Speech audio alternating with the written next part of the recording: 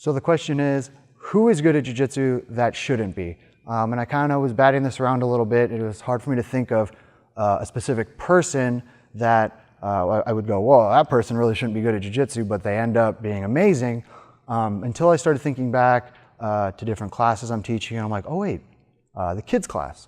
There's a couple things going on with the really young kids that I think is worth pointing out in regards to how they perform jiu-jitsu well and what kind of keeps them from progressing quickly.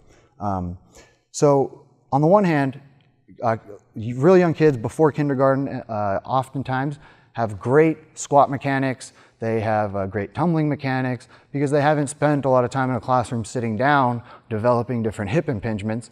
So the way that they move is the way that we would want to move if we weren't sitting at a desk all that often and things like that.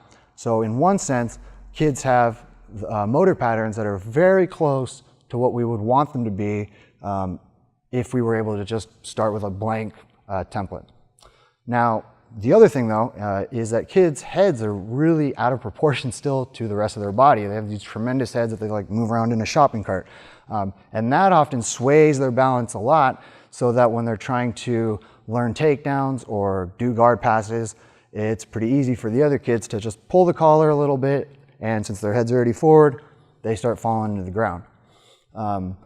So that can be kind of useful for kids. For adults, it kind of, we can highlight these different motor patterns and gain some insight about how we should move. The first one being, you don't want to lift your jaw up or lean your head forward, because then you're already beginning the first few phases of falling, and then you just make it that much easier for your opponent.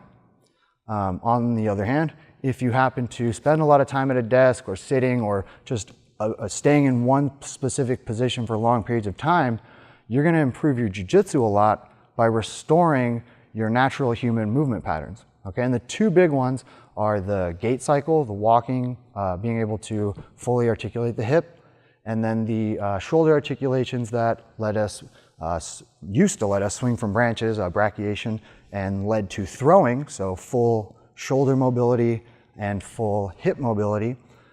If you're looking for some homework to do outside of class, a really good thing to do is just spend some time hanging from a bar, turning your hand side to side, and restoring some of that shoulder mobility so that you're not getting that rounded forward posture.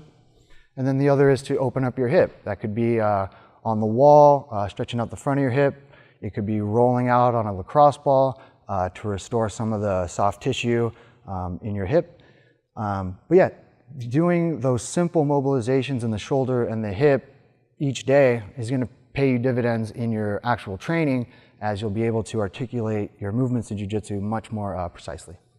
If you want more videos, please click below to subscribe. If you want to dive in deeper, you can click here to get a free video seminar I did of one of my favorite sequences from standing to submission. And if you have any questions or anything you want to see, please leave it in the comments below.